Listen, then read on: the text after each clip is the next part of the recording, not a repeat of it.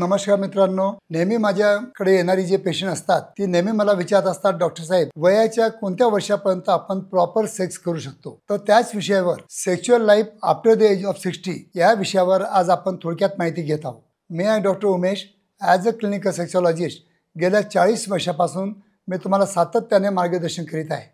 मित्रांनो, खरोखर माझे व्हिडिओ तुम्हाला आवडत असतील नक्की लाईक करा, शेअर करा, आपल्या मित्रांना पाठवा। मित्रांनो, sexual life after the age of 60 हा खूप कॉमन प्रश्न आहे, कारण की ह्या वयामध्ये आपल्या जबाबदाऱ्या थोड्या कमी झालेल्या असतात, पण फक्त ओल्ड एजमुळे आपण थोडं म्हणजे काही आजारामुळे ग्रस्त होऊ शकतो। कोणाला डायबिटीज असू शकतं, कोणाला थायरॉईडचे प्रॉब्लेम असतील, कोणाला गॅस्ट्रिक प्रॉब्लेम असतील, कोणाला हृदयाचे प्रॉब्लेम होऊ शकतात।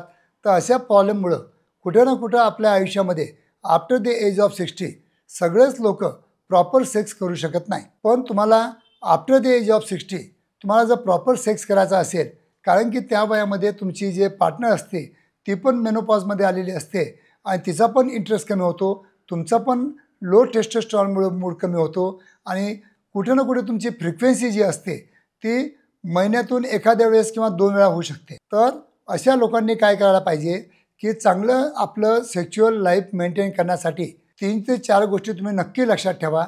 आपल्या वजनावर लक्ष ठेवा, आपल्या अँझायटी आणि स्ट्रेस काही असतील तर त्याच्यावर लक्ष ठेवा, कारण की कोणत्याही गोष्टीचा आता शेवटी जाता विचार करायचा नसतो।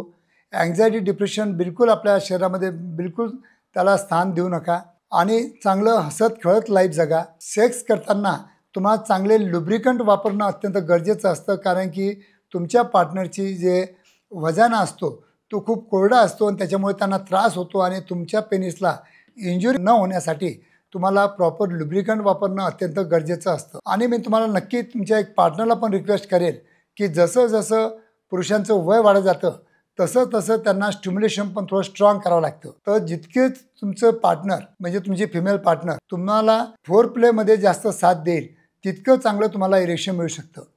तर अशा वेळा तुम्हाला निवांतपणा पाहिजे, तुमच्या बॉडीकडे लक्ष ठेवायला पाहिजे, हेल्दी पाहिजे, दोघांनी पण हेल्थकडे लक्षात ठेवायला पाहिजे, आपल्या खाण्यापिण्याकडं किंवा बॅलन्स डाईटकडे लक्ष ठेवायला पाहिजे।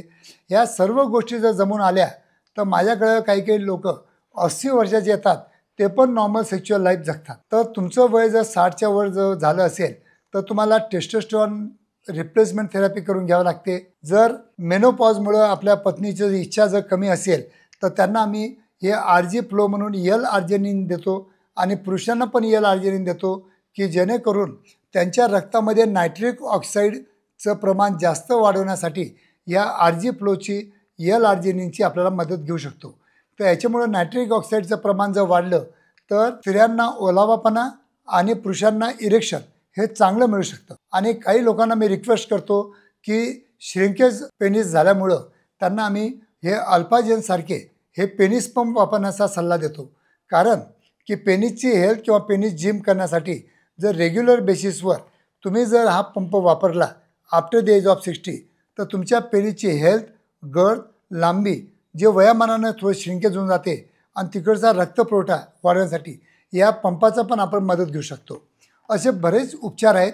आफ्टर द एज ऑफ 60 तुम्ही नाराज होऊ नका, तुम्हाला नक्कीच सेक्शुअल प्रॉब्लेम येतील, हार्मोन्समुळे येऊ शकतात किंवा तुमच्या अदर डायबिटीससारखे आजारामुळे होऊ शकतात, पण त्यासाठी तुम्हाला माझ्या क्लिनिकला यावं लागेल, प्रॉपर आपल्याला ॲनालिसिस करावं लागेल, प्रॉपर काउन्सिलिंग करून प्रॉपर ट्रीटमेंट देऊन up to the age of 80 तुम्ही नॉर्मल सेक्शुअल ॲक्टिव्हिटी करू शकता आणि तुम्ही नॉर्मल सेक्शुअल लाईफ एन्जॉय करू शकता।